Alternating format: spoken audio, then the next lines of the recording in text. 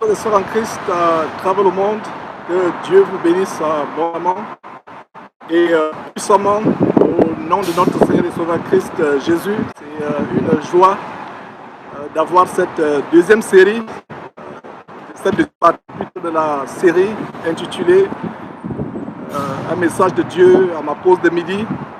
C'est une joie de partager la parole de Dieu avec vous. Et comme je l'ai annoncé, nous allons partager un sujet assez spécial, comment la fornication, l'impudicité, la débauche sexuelle peut détruire la vie des chrétiens. Je parle bien des chrétiens, parce que pour ceux qui ne sont pas chrétiens, c'est tout à fait normal, ils n'ont pas la connaissance de la parole de Dieu, ils n'ont pas été convertis, ils sont encore du monde. Donc je vais consacrer cette partie d'aujourd'hui dans cette série, un message de Dieu à ma pause de midi, pour évoquer ce sujet. Hier, j'ai reçu le message d'un frère en Christ du côté de l'Allemagne, je crois, si je ne me trompe pas. Du moins, il est en Europe. J'ai reçu un message, et je ne donnerai pas son nom parce qu'il a demandé à ce que je sois discret par rapport à son nom. Je vais tout simplement partager l'email qu'il m'a envoyé. Alors il dit ceci: je te salue dans la grâce de notre merveilleux Seigneur et Sauveur Jésus-Christ. Si j'ai pris la peine de t'écrire à une heure pareille, c'est à cause d'un problème que j'ai et qui dure maintenant depuis environ 1 an et demi. Voici le récapitulatif des faits. Avant ma conversion au Seigneur, pendant les années estudiantines, j'ai malheureusement regardé des choses que je qualifie d'abominables et de honteuses. Et j'ai pratiqué la masturbation. Le frère continue dans sa lettre en disant: mais je rends grâce au Seigneur qui m'a délivré de ces abominations. Dieu est témoin que depuis qu'il m'a délivré, je n'ai plus jamais été sur un site internet immoral et je n'ai plus jamais, par sa grâce infinie envers moi, pratiqué la masturbation. Pendant près de 2 ans, tout allait bien. Je menais une vie normale, mais depuis près d'1 an et demi, j'ai certaines scènes immorales suivies d'éjaculations qui apparaissent pendant mon sommeil. Et je n'ai aucune maîtrise là-dessus, ni sur la fréquence à laquelle cela se produit.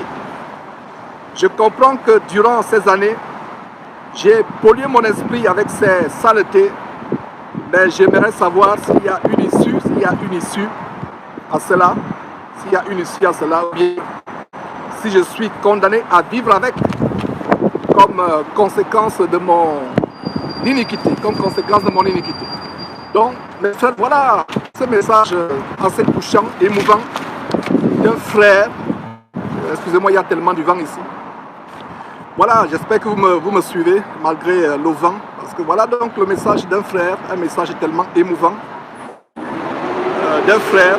Et ce que le frère écrit, c'est ce que j'avais partagé dans une émission. Je ne sais pas si c'était l'émission sur la débauche sexuelle, la délivrance sur la débauche sexuelle. C'est une vidéo que je vous recommande sur notre site YouTube Jésus-Christ TV. Il y a aussi un séminaire qu'on a fait au Cameroun en 2017 sur la délivrance de la débauche sexuelle. C'est exactement ce que je disais, à savoir que le cerveau humain fonctionne comme une bande magnétique. Vous vous rappelez les anciennes cassettes de musique ou d'enregistrement de bandes sonores qui étaient... on devait les dérouler même avec un crayon, soit un bic, vous vous rappelez. Pour ceux qui sont plus âgés, les moins jeunes ne savent pas de quoi je parle. Aujourd'hui, c'est les CD. Mais à l'époque, c'était des bandes. Et voilà comment fonctionne le cerveau humain. Tout ce que vous faites comme immoralité, surtout dans le domaine de l'immoralité, cela s'enregistre dans votre cerveau. Au point, même si vous devenez chrétien plus tard, cela va se manifester dans votre vie. Et le but de ce message, c'est non seulement vous montrer comment la pornographie peut détruire la vie de quelqu'un, mais aussi de donner conseils à ce frère et les conseils à d'autres personnes. Que faire? Nous sommes dans une génération où le diable utilise le péché sexuel pour amener plusieurs personnes en enfer. Plusieurs personnes en enfer. Ce n'est pas surprenant que vous voyez, comme par exemple ici, je travaille au centre-ville, partout il y a les panneaux géants où une femme qui fait la publicité d'un cahier ou d'un hamburger, un sandwich doit être nu, allongé, en train de manger son sandwich ou en train d'écrire sur un cahier dont on fait la publicité. Le sexe, c'est devenu l'arme numéro une que le diable utilise pour entraîner beaucoup de personnes en enfer. Et même les chrétiens. Alors, excusez-moi, la première chose que nous devons faire, c'est que, en tant que chrétiens, si nous avons pratiqué la masturbation par le passé, si nous avons pratiqué la pornographie, et les canaux de la pornographie aujourd'hui, c'est WhatsApp, YouTube, Facebook, c'est pour ça que j'ai toujours dit, si quelqu'un vous envoie un message sur WhatsApp, il dit tiens, regarde cette vidéo, elle pourra t'intéresser, viens voir ceci, comme ça c'est courant sur les réseaux sociaux, demandez à la personne de quoi s'agit-il. Parce que la seconde que vous regardez une impureté, la seconde que vous regardez quelque chose, soit sur WhatsApp, YouTube, Facebook, vous souillez votre intelligence. Et ça, c'est le cas des gens qui regardent des choses impures inconsciemment. Mais il y a aussi le cas des gens qui sont tellement addicts, qui ont l'accoutumance à la pornographie, ils ne savent plus comment s'en débarrasser. Ils ne savent plus comment s'en débarrasser. Et ceux qui, par le passé, avant leur conversion, ont eu l'accoutumance à la pornographie, et même ceux qui sont encore, même toi ou ma soeur, ou mon frère qui me suit actuellement, il y a des conséquences telles que même la stérilité, l'impuissance chez l'homme, les règles douloureuses, des choses terribles, des fausses couches. Et je vais vous dire une chose, comme je commence à entrer petit à petit dans ce sujet, je vais vous dire une chose, à savoir que mes frères, mes soeurs, quand vous regardez la pornographie, quand vous regardez, vous vous masturbez à la télévision, vous vous masturbez en regardant un film porno, soit à la télévision, soit sur Internet, c'est le diable qui vous amène à le faire. C'est la séduction satanique. Et s'il vous arrive de vous masturber, c'est-à-dire d'utiliser votre propre corps pour vous procurer du plaisir, sachez que ce n'est pas à vous que vous procurez du plaisir, mais c'est à un démon. Ce démon qui t'a tenté, qui t'a amené à te masturber, sache que ce même démon, c'est lui qui prend le plaisir. C'est la raison pour laquelle la plupart des personnes comme ce frère qui m'écrit, même toi qui me suis, qui te masturbes, après quelques secondes de plaisir, tu te sens misérable. Tu prends le plaisir pendant quelques secondes, mais après, c'est la misère totale. Tu as des remords, tu te sens tellement sale, tu te sens misérable. Alors, un conseil pour ceux qui sont tellement, qui ont à la pornographie, un conseil que je vais donner, c'est que il faut faire comme Job. En Job chapitre 31, on a d'ailleurs fait une étude de Job, une étude de Job sur le livre de Job. Je vous recommande aussi cette étude. Un premier conseil, c'est que faites un pacte avec vos yeux. L'apôtre Paul disait qu'il discipline son corps. Nous sommes appelés disciples de Jésus-Christ parce que Dieu attend à ce que nous soyons disciplinés. Nous devons mener une vie de discipline, une vie réglée et éviter, mes frères et sœurs, de vivre comme les païens. Nous devons discipliner et pour éviter de se masturber, parce que voilà comment, pour que vous ne soyez pas perdus, je vais d'abord donner quelques conseils bibliques avant de répondre à ce frère. Il ne se masturbe plus, il ne suit plus la pornographie, mais des années après, il continue à vivre les conséquences par les maris de nuit, ce qu'on appelle couche de nuit, femme de nuit, mari de nuit, des images impures. Et c'est la preuve de ce que j'explique, à savoir que la masturbation et la pornographie sont inspirées par les démons. Et ces démons-là, même si vous vous convertissez, même si vous devenez chrétien plus tard, ces démons vont continuer à vous harceler, à venir vous attaquer dans la nuit. Alors, la première étape, la toute première étape pour un chrétien, c'est de discipliner ses yeux.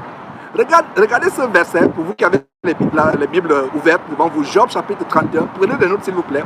Job chapitre 31, au verset 1 qui dit « J'avais fait un pacte avec mes yeux,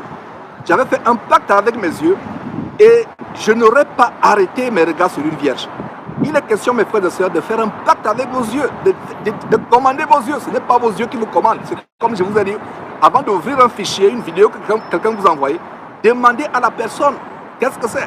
Si vous qui regardez encore la télévision, vous êtes sur un documentaire où subitement des images impures apparaissent, détournez la tête, détournez la tête. Il y a ce que j'ai toujours enseigné à savoir, le premier regard et le deuxième regard. Si vos yeux atterrissent soudainement,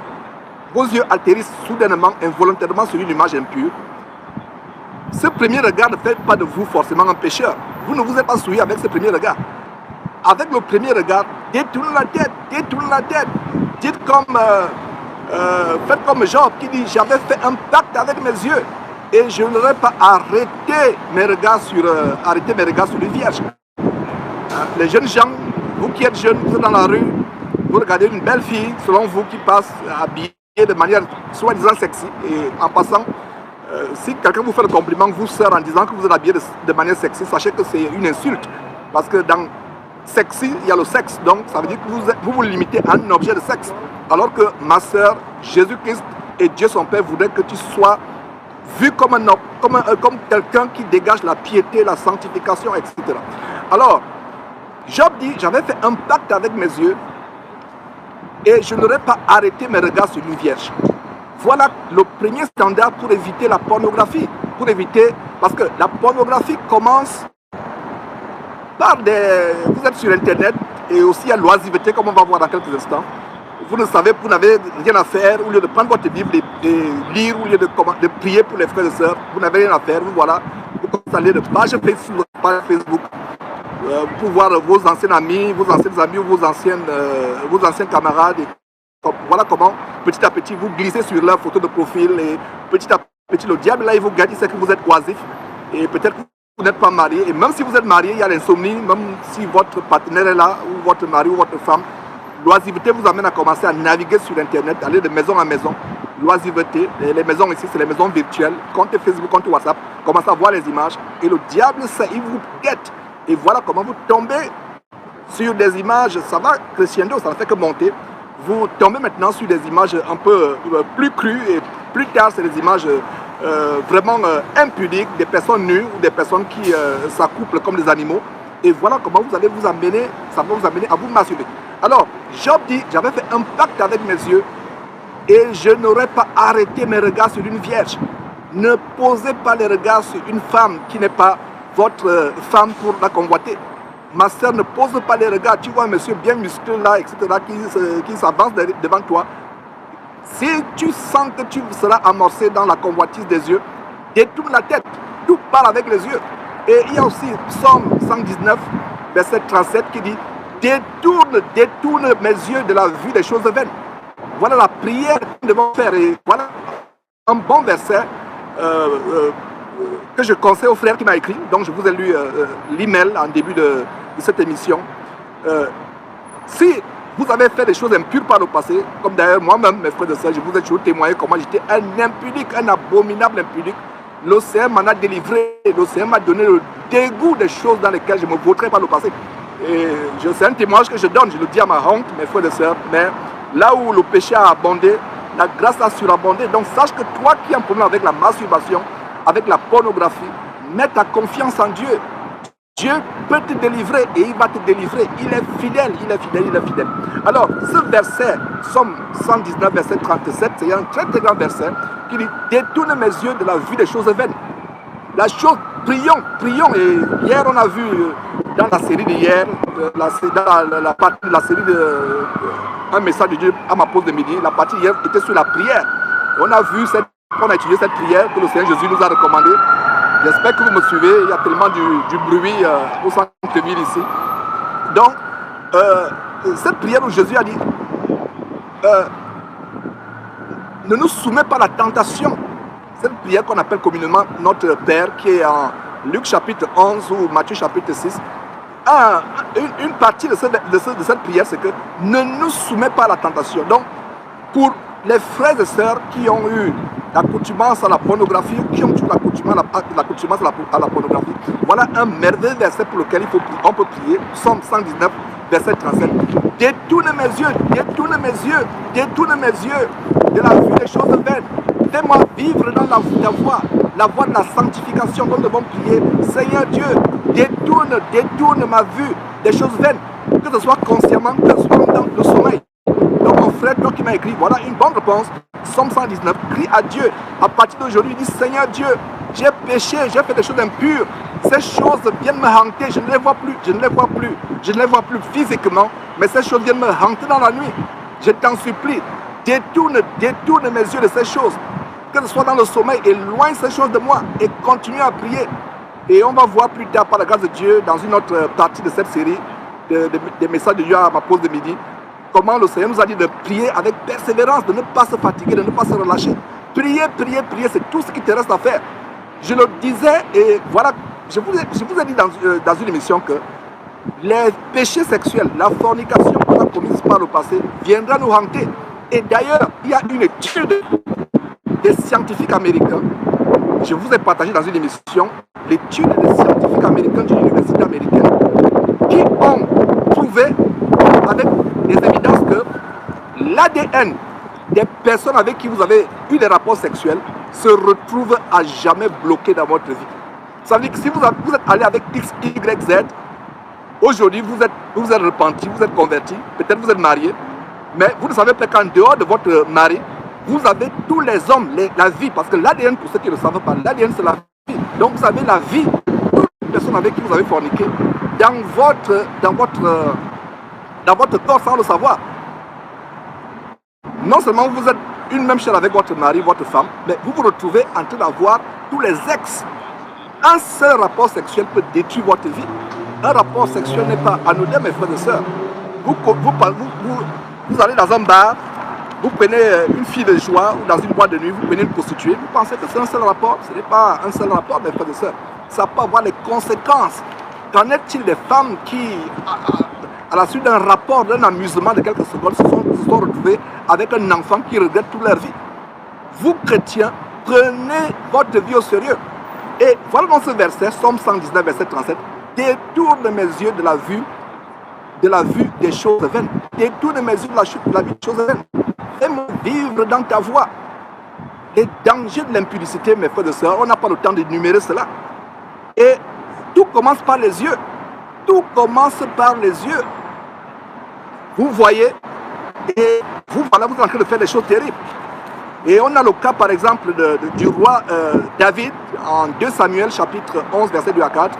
On peut lire comment, en 2 Samuel, chapitre 11, verset 2 à 4, un soir, David n'était pas là en guerre cette année-là. Vous voyez, l'oisiveté, vous n'avez rien à faire, au lieu de travailler ou de lire la Bible ou de prier pour les frères si vous n'avez rien à faire.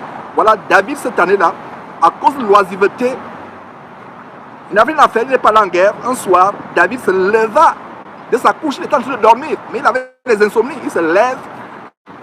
Et comme il se promenait sur le toit de la maison royale, il aperçut de là une femme qui se baignait. Une femme ne se baigne jamais avec les habits sur le corps, n'est-ce pas? Donc ça veut dire que la femme était complètement nue. Alors, David aurait fait ce que je vous ai conseillé. Dès que vos yeux tombent, par exemple, vous êtes à votre fenêtre et vous surprenez la voisine en train de se laver nue dans la cour. Tournez votre regard, fuyez de là, fuyez de là, fuyez de là. Respectez ce pacte. Chaque chrétien doit faire un pacte sur la base de Job chapitre 31 verset 1, à savoir que mes yeux ne tomberont plus jamais sur une femme pour la convoiter. Mes yeux ne tomberont plus jamais sur une image impudique sur internet. C'est un pacte que nous devons faire. Alors, David, au lieu de détourner la tête, s'est retrouvé en train de forniquer avec cette femme, commettre l'adultère.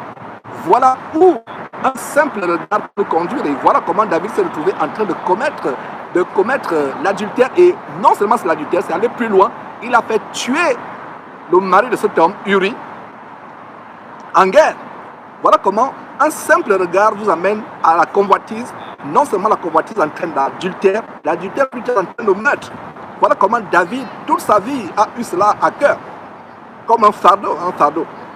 Et on a aussi toujours les dangers, mes frères et sœurs, du regard. Et on a par exemple en Genèse chapitre 6, verset 2, on peut lire comment les fils de Dieu ou les anges, Genèse chapitre 6, verset 2, les fils de Dieu ou les anges, virent que les filles des hommes étaient belles et ils en prirent pour femmes parmi toutes celles qui choisirent.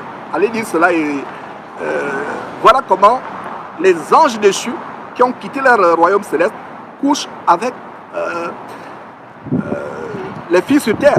Et Jude chapitre, et d'ailleurs ce verset de Genèse chapitre 6, verset 2, nous montre les origines du phénomène qu'on a aujourd'hui des maris de nuit et femmes de nuit. C'est démons qui viennent coucher avec vous la nuit. Ça parle de Genèse chapitre 6. Il n'y a rien de nouveau sur le soleil.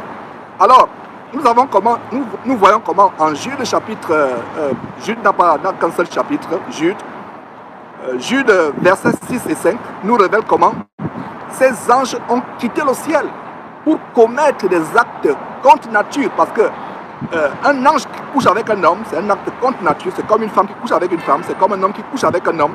Donc, ces anges déchus qui sont relatés en Genèse chapitre 6, verset 2, Jude en parle plus tard, inspiré par le Saint-Esprit, et il nous révèle comment ces anges qui ont quitté le ciel pour commettre des actes abominables contre nature sont les mêmes anges qui ont appris des choses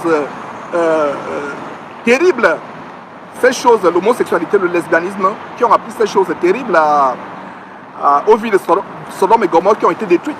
Donc, mes frères, c'est tellement important de nous éloigner de ces choses et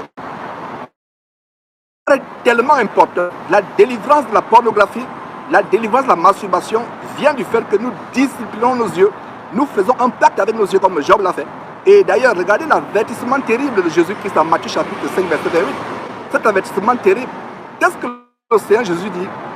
Le Seigneur Jésus dit, moi je vous dis, si quelqu'un regarde une femme pour la convoiter, vous pouvez regarder une femme, et vous chrétiens qui me suivez, frères qui me suivez, en regardant une femme, voyez une future disciple de Jésus-Christ. Parce que un homme qui regarde une femme, dès qu'il voit une femme, il voit seulement un objet de sexe. Dès qu'il voit une femme, il voit un plaisir. Vous avez besoin de délivrance. Alors, un vrai chrétien disciple de Jésus-Christ, quand vous voyez une femme, voyez une âme qui peut être sauvée. Alors, c'est pas mauvais, par exemple, que vos yeux tombent sur une femme, mais si vos yeux tombent, tombent sur une femme et que vous sentez la convoitise pincer dans votre cœur, détournez votre tête. Détournez. Il est anormal que toi, frère, tu te retrouves tard dans la nuit, dans des endroits vides ou des endroits déserts avec une femme qui n'est pas ta femme, même si c'est une sœur en Christ. Vous vous retrouvez même sur Internet tard dans la nuit, vous allez finir par vous masturber. On a eu des témoignages vraiment désolants qui m'ont fendu au cœur des frères et des sœurs qui se retrouvent tard sur Internet et ça finit par quoi? Ça finit avec quoi? Ça finit avec la masturbation, ça finit avec la masturbation. Et c'est terrible, mais de faire des choses que nous sommes en train de voir. Et il est anormal qu'un homme se retrouve dans des endroits déserts ou à des heures indues ou dans un endroit où ils sont seuls, que ce soit physiquement, que ce soit sur Internet. Voilà. Donc la Bible dit quoi? 1 Corinthiens, revenons à Matthieu chapitre 5, verset 28, le Seigneur dit, si un regarde seulement, regarde seulement une femme pour la convoiter, il a déjà commis l'adultère. Regardez comment le Seigneur Jésus élève le standard de l'adultère. L'adultère qui non seulement c'est le fait d'être quelque chose de physique, mais l'adultère est élevé à un niveau où c'est seulement la pensée. Il y a tellement de versets qui nous mettent en garde contre l'impudicité, les dangers de l'impudicité. Nous avons 1 Corinthiens chapitre 6, verset 18 à 19. Il dit, fuyez l'impudicité. Quelque péché qu'un homme commette, ce péché est hors du corps. Mais celui qui se livre à l'impudicité pêche contre son propre corps. C'est contre votre propre corps que vous péchez. Vous livrez votre corps aux démons. Je reviens encore sur ces recherches, ces découvertes des chercheurs américains qui confirment la parole de Dieu, qui dit que celui qui va avec une prostituée forme une même chair avec la prostituée. Voilà comment vous, hommes, même après votre conversion, vous êtes convertis, vous êtes remplis du Saint-Esprit, vous parlez même ma langue, mais vous avez toujours les ADN de ces femmes multiples que vous avez eues. Même chose pour une sœur qui, même étant convertie, elle s'est même mariée, mais elle a des hommes dans son corps. Celui qui va avec une prostituée forme une même chair avec elle. Donc, en Corinthiens chapitre 6, verset 18 à 19, il dit, fuyez. Le sexe est plus dangereux que le diable. Il y a ce verset qui dit, résistez au diable et il fuira loin de vous. Vous résistez par la foi à Satan, il va fuir loin de vous. Mais à 1 Corinthiens chapitre 6, que dit la parole de Dieu? Au verset 18, 1 Corinthiens chapitre 6, verset 18, fuyez l'impudicité. Je reprends. Vous résistez à Satan par la foi, il va fuir. Mais pour l'impudicité, vous fuyez. Ne restez pas à côté de l'impudicité. Vous passez le temps à côté de ces sites internet, même si c'est WhatsApp, etc. Vous allez être brûlé, la Bible dit. Vous allez être brûlé, la Bible dit. Quelqu'un ne mettra pas du charbon ardent dans ses habits sans être brûlé. Fuyez ces choses. Détalez. Une sœur en Christ veut vous convoiter ou un frère en Christ veut vous convoiter, vous faites tomber dans l'impudicité. Détalez, même s'il faut couper son contact. Coupez les contacts, détalez, fuyez de là, partez de là. C'est tellement important. Fuyez l'impudicité.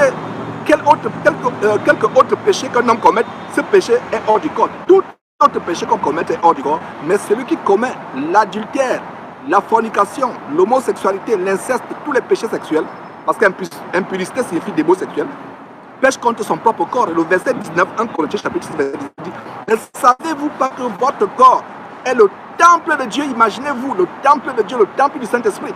Et maintenant, tu vas prendre le temple du Saint-Esprit pour en faire les membres d'une prostituée. Et il y a beaucoup de versets, beaucoup d'autres versets qui nous mettent en garde contre les démons sexuels ou impudicité. D'autres versets, notez ça en passant. Il y a 1 Corinthiens chapitre 6, verset 9. Il y a 2 Corinthiens chapitre 12, verset 21. Il y a Galates chapitre 5, verset 19. Il y a Éphésiens chapitre 5, verset 13. Il y a Colossiens chapitre 3, verset 5. Il y a 1 Thessaloniciens chapitre 4, verset 3. Il y a Hébreux chapitre 13, verset 4. Donc mes frères, nous devons faire attention à ces choses. Attention à ces choses. Et un verset qui attire mon attention et qui me fait vraiment peur, parce que beaucoup de personnes vont rater l'enlèvement. Si le Seigneur Jésus revient maintenant, te trouve que tu te vautres encore dans la pornographie, dans la démon sexuelle, le sexe avant le mariage, le sexe hors mariage. Regardez cet avertissement terrifiant à 1 Thessaloniciens chapitre 5, verset 23 qui dit que le Dieu de paix, le Dieu de quoi? Le Dieu de paix vous sanctifie lui-même, tout entier, et que tout votre être, ça veut dire que l'esprit, l'âme et le corps soient préservés irrépréhensibles. Donc tout votre être, l'esprit, l'âme et le corps soient conservés irrépréhensibles lors de l'avènement. Ça veut dire quoi? Si lors de l'avènement du Seigneur Jésus-Christ, tout votre être, l'esprit, l'âme et le corps ne sont pas conservés irrépréhensibles, mon ami, tu rates l'enlèvement. Et regardez Romains chapitre 12, verset 1 qui dit, je vous exhorte donc, frères, par les compassions de Dieu, à offrir vos corps. C'est vos pasteurs qui vous disent d'offrir des enveloppes d'argent, d'offrir ceci à Dieu, d'offrir cela à Dieu.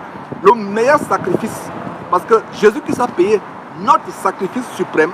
Nous n'avons plus de sacrifice à faire à Dieu. Le Romains chapitre 12, verset 1 nous montre le seul sacrifice qu'on doit faire. C'est le sacrifice de notre corps qui est sanctifié, qui vit éloigné du péché. Romains chapitre 12, verset 1. Je vous exhorte donc, frères, par les compassions de Dieu, à offrir vos corps. Notez bien que c'est corps, C-O-R-P-S, corps, pas cœur. Ces faux chrétiens qui aiment encore le monde, qui aiment la démon sexuelle et autres choses, qui veulent se justifier en disant que Dieu ne regarde pas le corps, il regarde le cœur. D'ailleurs, quand vous allez dans un site internet, vous masturbez, ça vient du cœur, n'est-ce pas? C'est une pensée qui vient d'abord du cœur, n'est-ce pas? Mais Romains chapitre 12, verset 1 nous dit, Dieu nous exhorte à faire quoi? À offrir nos corps, corps physique, corps, comme quoi? Un sacrifice vivant, saint, agréable à Dieu, ce qui sera de votre part un culte raisonnable. Voilà le vrai culte que nous offrons à Dieu. Ce n'est pas le culte qui consiste à dire que je vais à l'église au culte dimanche. Beaucoup de ces cultes sont remplis de personnes impudiques qui sont addictes à la pornographie. Donc toi, mon frère, ma soeur, qui écoute ces messages, si tu es encore addict à la pornographie, à toutes ces choses impures qui sont sur Internet, la seule chose que tu peux demander à Dieu, c'est que Dieu t'en délivre, Dieu t'en délivre. Et pour ceux comme le frère qui m'a écrit, pour ceux ou celles qui sont débarrassés de ces choses, qui ont toujours des choses impures, qui viennent dans la nuit, les visiter, même s'ils ne vont plus sur les sites internet se masturber ou faire la fornication, qui ne font plus la démon sexuelle. Tout ce que vous pouvez demander à Dieu, c'est sur la base de Psaume 119, verset 37, et à dire, Seigneur Dieu, détourne-moi mes yeux, mes pensées, ma conscience. Moi, je suis conscient de ces choses, mes frères et sœurs. Le Seigneur Jésus revient bientôt. Il est question que les frères et sœurs se préparent à l'avènement du Seigneur Jésus. J'espère que ce message va vous édifier. Partagez-le massivement sur toutes vos plateformes, WhatsApp, YouTube, Facebook, afin que le maximum de personnes soient édifiées. Donc voilà le repas de ce midi, en ma pause de ce jour. Le Seigneur Jésus nous disait, il ne vivra pas de pain seulement, mais l'homme vivra de toute parole qui sort de la bouche de Dieu. Donc c'est un plaisir de partager ces quelques exhortations. Plaise à Dieu, nous allons poursuivre demain avec un autre sujet, selon que Dieu va nous inspirer durant cette pause de midi. Que Dieu vous bénisse. À plus tard. Et j'aimerais aussi finir en disant notre grand documentaire de Dallas que nous avons fait à Dallas, où nous avons interviewé cet homme qui pendant des années, des dizaines d'années, a fait tomber les baobabs de l'évangile diabolique de la prospérité. Nous allons, par la grâce de Dieu, diffuser en grande première ce samedi 27 juillet, dans quelques jours. Plaise à Dieu, samedi 27 juillet, à partir de 12h heure de Houston, 19h heure de France, 13h heure du Québec, 17h heure d'Afrique de l'Ouest, 18h heure d'Afrique centrale. Mes frères, c'est un plaisir de partager ces vérités bibliques afin que le peuple de Dieu se prépare à la sanctification sans laquelle personne ne verra le Seigneur. Puisse le Saint-Esprit nous amener à rejeter les choses honteuses qui se passent en secret et à rechercher la sanctification sans laquelle personne ne verra le Seigneur. Bye bye.